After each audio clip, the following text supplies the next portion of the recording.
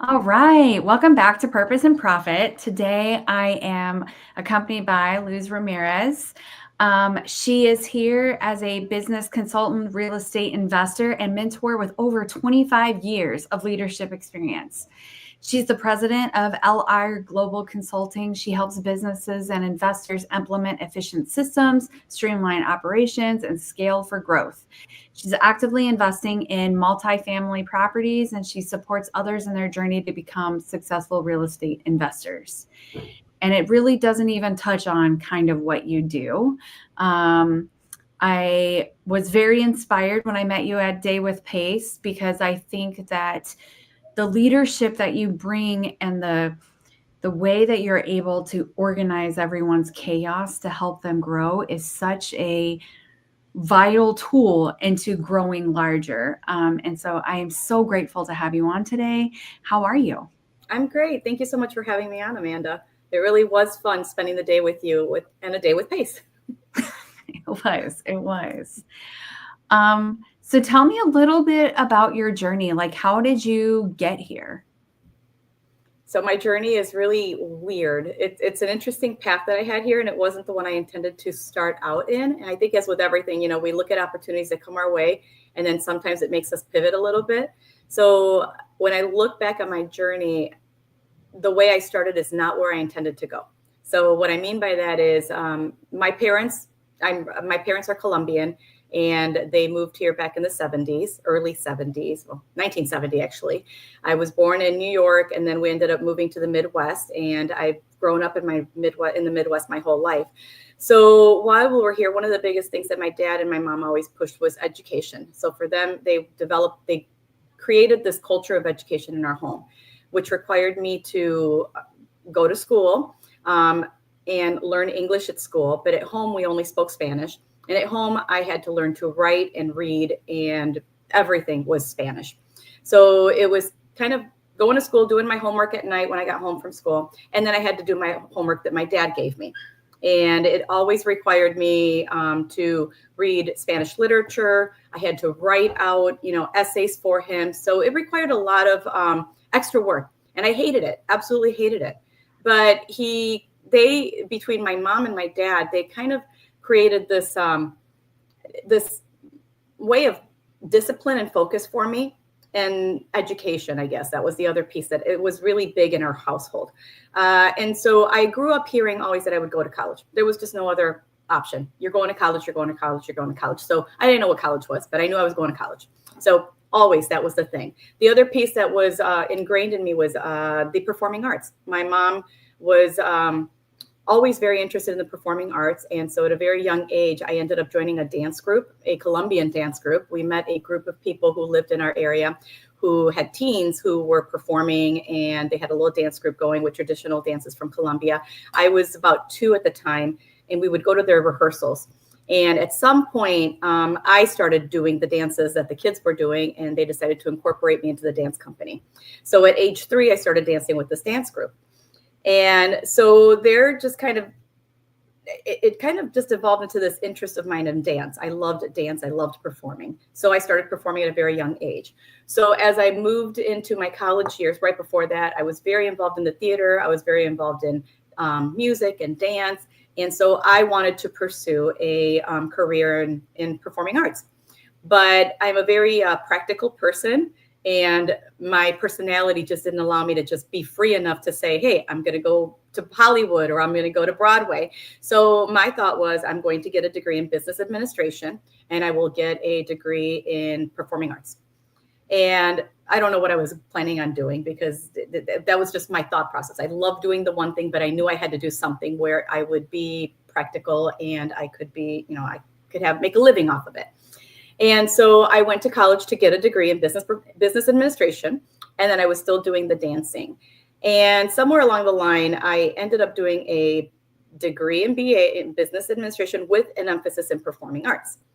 So once I graduated, my thought was, okay, what am I going to do with this? Well, all this time I had been working for a retail company. I worked my way up the ladder. I was a manager by that time. I transferred wherever I was going. So I ended up living in Chicago. I finished school in Chicago.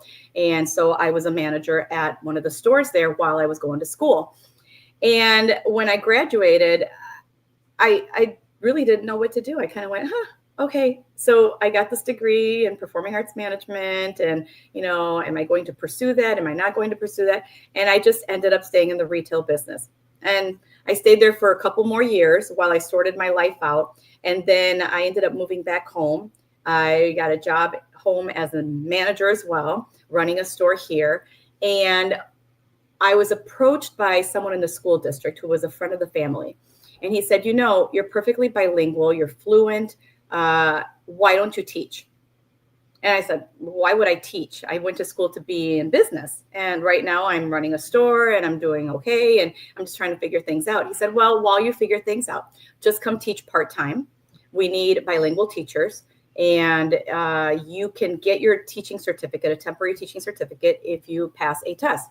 You are fluent in Spanish, and so you will pass the test without a problem. So I kind of went, okay, why not? Let's figure it out. So I took the test, I passed it, and I started teaching part-time as a bilingual teacher in a kindergarten classroom. And so again, that's why I say, like, my start was so weird. I don't know what my plan was. I knew what I wanted to do, something in the business world, something in the performing arts world, and I ended up in teaching. So that started my journey of, I think, more of learning that I knew that I love to learn. So I've always been a learner. And then through being a teacher, one of the things that they don't tell you is that you're constantly learning what you have to teach your students. And so for me, that's the part that I really enjoyed. So whenever we were going to study, do a theme on Japan, I had to learn about Japan. And so I would study about Japan, and then I would then create my lessons and my curriculum, and then I would teach that to my students. Whenever I had to do Kenya, I would learn about that. So anything I had to teach my students, I had to learn beforehand. I absolutely love that. Then after that, I started to realize that education, I loved it, but I got bored. I was like, I'm ready to do something different. And one of the things that I did learn about me over the years is that I love to be challenged.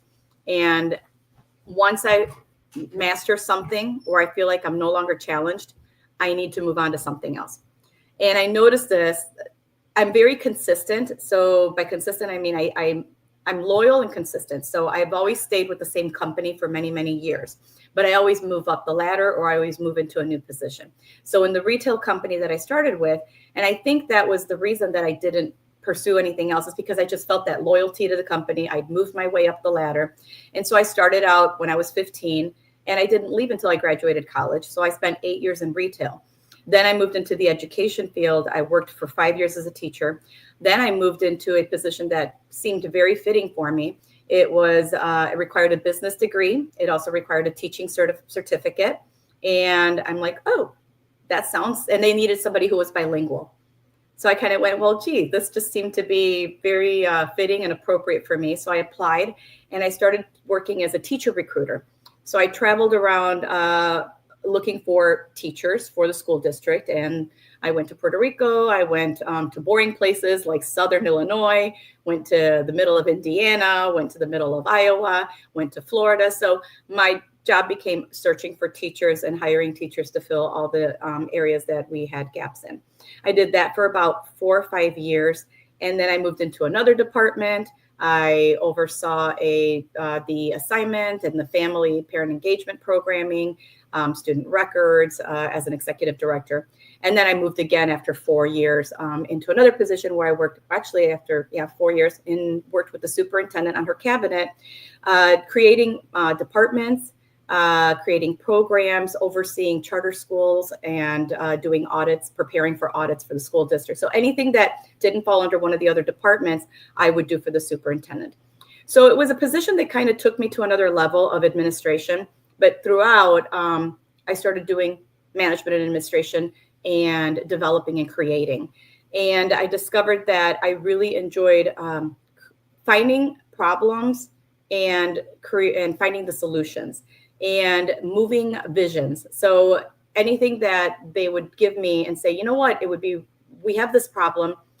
We think we need this. We would like to see this done. And I would make it happen.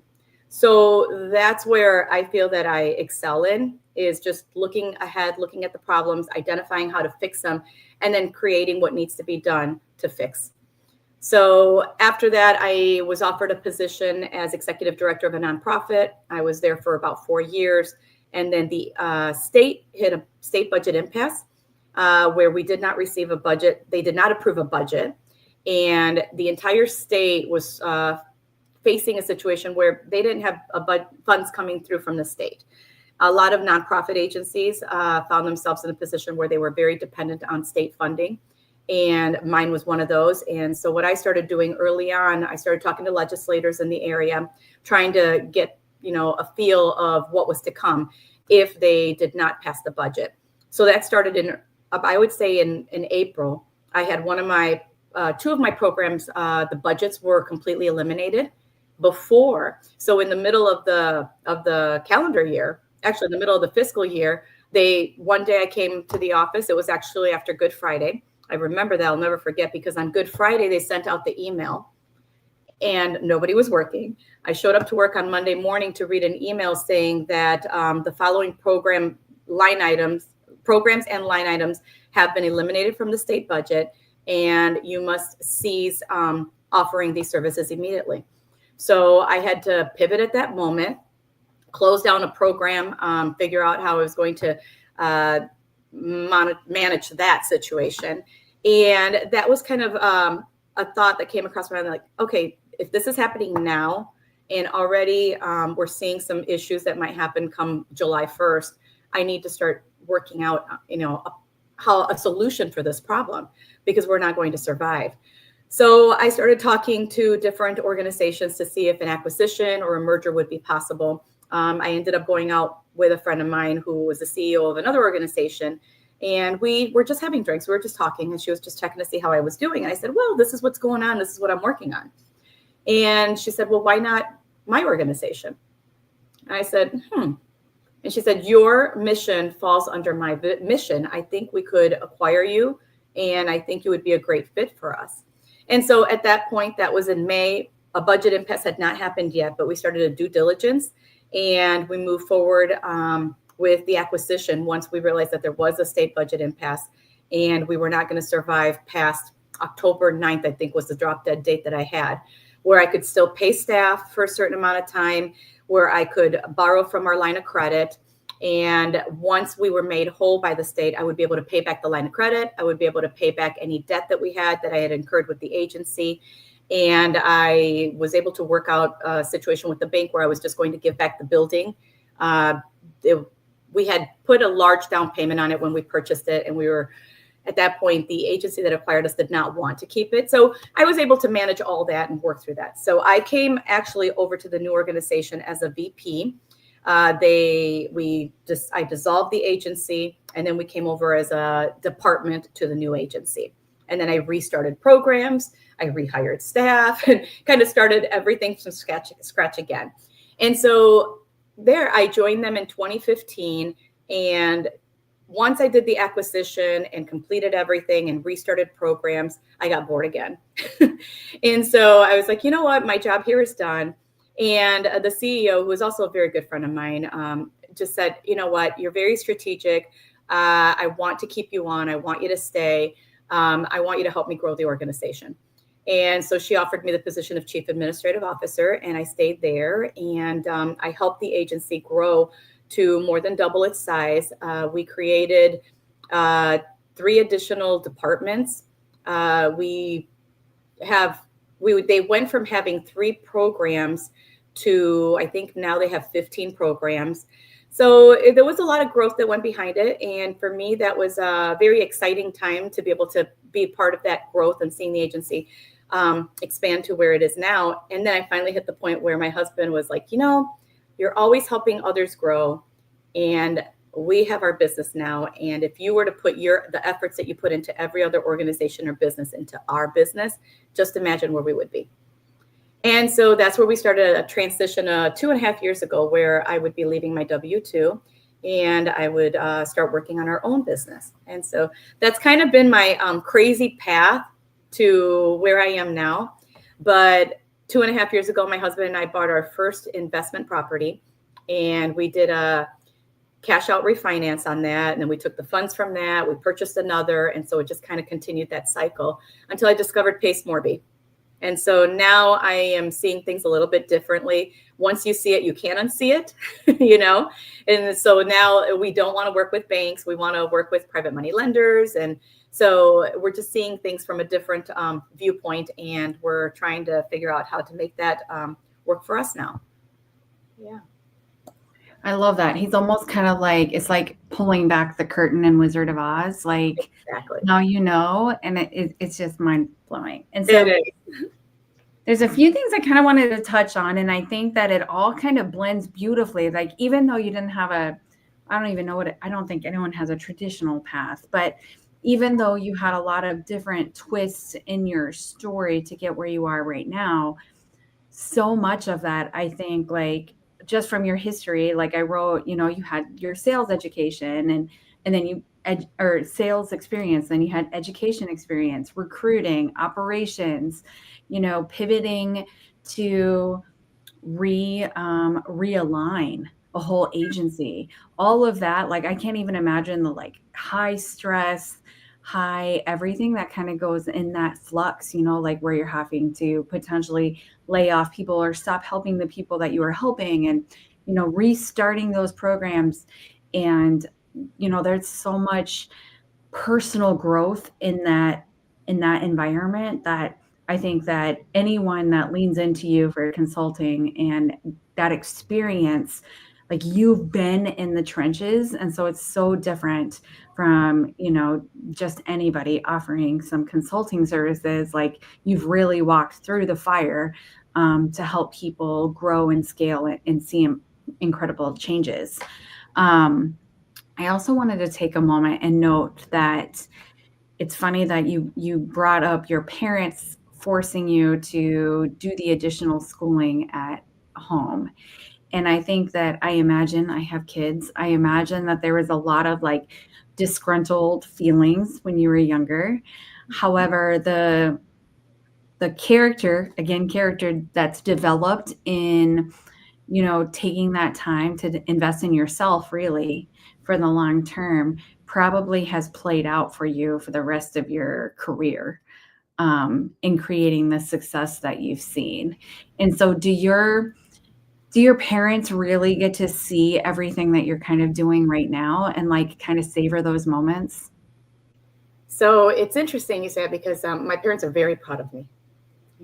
Sorry, I didn't mean to get like teary-eyed and choked up, but that's they good. were very hard on me. They were very hard on me. So I'm the oldest, and I'm the first generation in this country, and they were extremely hard on me. And they had very difficult and hard upbringings themselves. And so they would always say to me, "Oh, you think this is hard? You should have had it the way I had it." So I was raised in that generation, and so I was really pushed to excel. And so for me, it really forged my personality. And I would push harder. Actually, it was interesting because my parents were not the kind who would say to me, "I'm so proud of you. We're so proud of you." My mom was actually very hard on me on pushing me to always do better. And when I would perform, she would say, "Oh, that could have been better." Instead of saying, "Oh, I'm so proud of you. That was wonderful." So I was not part of that generation of, "Oh, that's great. You're so good." No, it was that could have been better. That could have been better. And I always heard that from her. And so that gave me very thick skin. It forced me to work harder, to do better always. And so I was always trying to reach higher than I could, because I felt like I was never, ever good enough, And so that made me who I am. And I look back on that and like, at first I was like, gosh, I hated the way they did that. Why couldn't they support me? Why did they push me to do all it? So yes, there were a lot of feelings there. But one time, and this was like, I think early maybe in my midway through high school, I happened to be walking by, we had company over, and I heard my mom bragging about me. And so that's where I get a little choked up, because I'm like, she was bragging about me, but yet she was always telling me I needed to do better. Not that I wasn't good enough, but I could have done better. She would always say, "You could have done better." Or, "Do you think you did your best? You really could have done better. That was not your best performance." And so to hear her brag about me, I was like, I don't understand why she's bragging about me when I'm never doing it the best I could. And then I realized it was just her way of pushing me to do better. But she really was proud. She was very proud of me, because I would hear her, when I heard her talking to people about me, I was like, my gosh, she really does believe in what I do and is proud of me.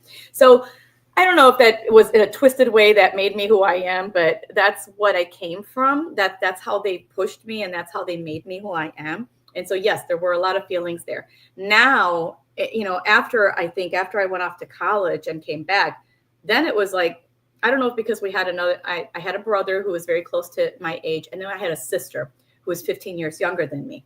I almost feel like that was their chance to start all over again, and they raised her very differently than they raised me and my brother. And when I came back from college, I found a different set of parents. And these parents bragged about me all the time. And every accomplishment I had was so huge. I was the first college graduate. I was the first one to get a master's degree. I was the first one to, I performed in the opening ceremonies for the World Cup. I did like all these things, and they were very proud of me. And they beamed. They would always, talk about it. And even now, everything I do, they're very proud of me. And I think they were I think allowed them to kind of reflect back on how they raised me versus how they raised my sister, how they were so hard on me and my brother, and they were not as hard on her. And she turned out really great as well. And so I think sometimes I think they feel a little bit of guilt. But they also, my mom will get teary-eyed sometimes when she talks to me, and I tell her, well, you used to do this, and she'll get teary-eyed. She's like, I didn't know any better, and I'm so sorry. So now she apologizes, and excuse me. And my dad, all the awards I get and all my diplomas that I've received, the first stop is I've always gone to my parents' house and I've given it to them, because I'm like, you guys made me what I am, and this is for you, because I've excelled because of you and excelled for you. And so my dad probably has all my diplomas on his wall. And, whenever I do something, they're very proud. So a lot of the stuff that I'm doing in the real estate investing world, I'm not really releasing a lot of information to them, not because they wouldn't be proud, but I'm like, not at the point yet where I feel like, yeah, we're doing, this is great. Like, I feel like we're still working on getting going, the systems, putting them in place. I just transitioned. And so for the transition, this is new. This is very new for me. So I think I need to feel comfortable with my transition and feel that I made it here. Right now I'm in my working part. I'm in my making it happen. So you talked about how when I did the merging of the organization, I had to lay off people. Those were hard times. There were some very difficult times in my life that we're talking about tears. We're talking about long days working, having to tell people that I was reducing their hours, that I was laying them off. I reduced my hours. I cut everybody back to 30 hours. I cut them back to 20 hours. I had a director who was going to leave, and I said, nope, I can't have her go. So I had them cut my salary back. The board cut back my salary so they could pay her and make her whole so she could stay. So there was a lot of sacrifices that was made. And to think back on it, I don't like to think back on it because they were hard times. But they made me who I am. They made me stronger, and they taught me so many new things about how to work with people, how to manage people, how to manage difficulty and problems. And again, what my parents put me through was all preparation for everything I've done. And so, yeah, my long answer to your question is yes, my parents are very proud of me. And I'm very proud of how they raised me and everything they did to help me get to where I am now, because I do owe it all to them. I think that that's beautiful. And I do think that, like, I know that you're a mom too. And so I think that sometimes at the beginning, it's very fearful, and almost like later, like I have 6 kids. And so the things that felt like mountains with my first one, with my 6th one, I'm like, damn, it's just not a big deal. And so I can't even imagine, like, for them, with you being a first generation, American born citizen, the pressure that they felt and the success that they wanted you to have, and how that translated to them pushing you. And so I got distracted, but but I do understand probably where some of that came from, and as I'm sure you do too. So on the real estate stuff, what fires you up on helping other people to improve their processes and systems and not have to do it cut down so that they can grow. So one of the things that I've learned about myself is I love to help people, but I'm not a direct to person type of helper. And I guess I'll explain that in a different way. So in the nonprofit world, I know that everything I did at the level of an administrator. I was impacting large numbers of people because I was bringing the funds, I was creating the programs, I was developing the teams and the staff that were actually doing the direct work with the clients or with the tenants or with the, survivors or whatever area we were working in. We were providing services to just about any person in any situation, somebody leaving domestic violence, somebody who is the perpetrator, somebody who, all on all levels. But I wasn't doing the direct work with them.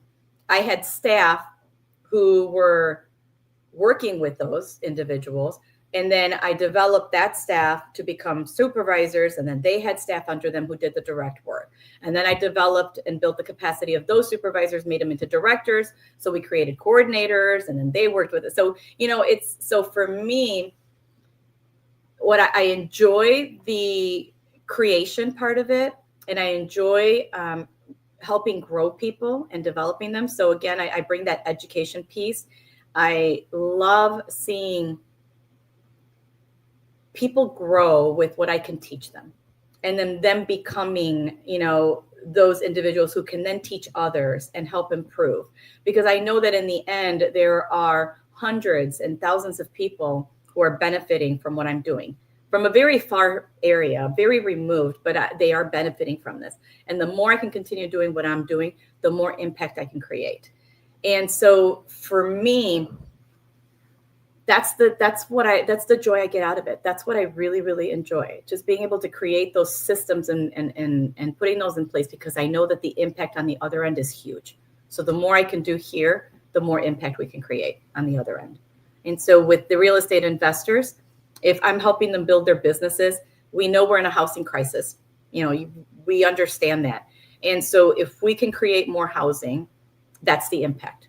And who are they impacting? The individuals, the families who need the housing. So if we can help them put all their systems in place and do more, scale faster, scale on a level that they can create more impact, that's what I want to do. I love that. And it took me a long time to realize that I love to help people. And it took me a long time to realize that when you try to help one person as an individual, your time is limited, your funds are limited, everything is limited. But if you are capable of if you can create a system and you can educate and promote people underneath you, that impact can be 100-fold on the people that you're actually able to help. And so I think that that's remarkable. So if someone was interested in working with you, how do you want them to get a hold of you? So I have my Instagram, and my Instagram handle is right here at Luz Ramirez Consulting. And you can also follow me on YouTube, same handle. And right now I'm currently taking on clients who are interested in putting those systems in place, the processes, building teams, creating. Maybe you're not at that level yet. Maybe you know what your vision is, and it's a big vision, and I can help you break that down, and then we can put that into manageable steps that we can work through.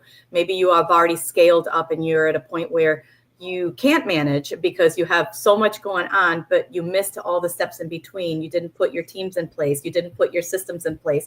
I can help break that down and backtrack, and then we can put all that in place and then start working on either developing the teams that you have in place or growing your teams or identifying those individuals that are on your team that could be that level beneath you that manages for you so that you can continue growing that vision and working towards that larger vision that you have.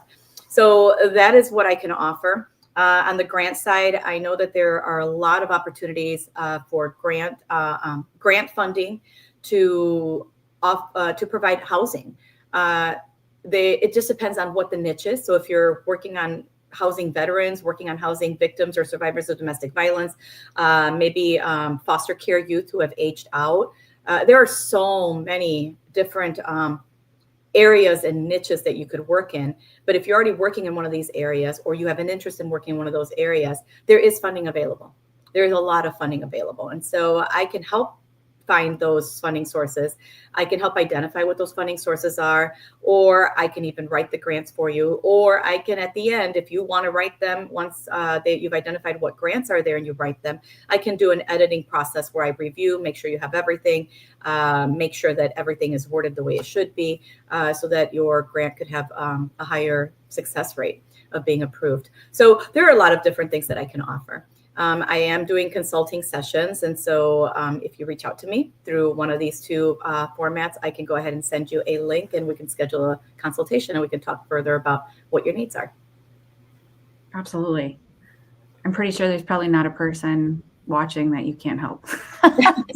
So I hope that they reach out. And I really appreciate your time today and sharing your story. And I definitely didn't realize the level of tools that you bring to the table, and it's incredible.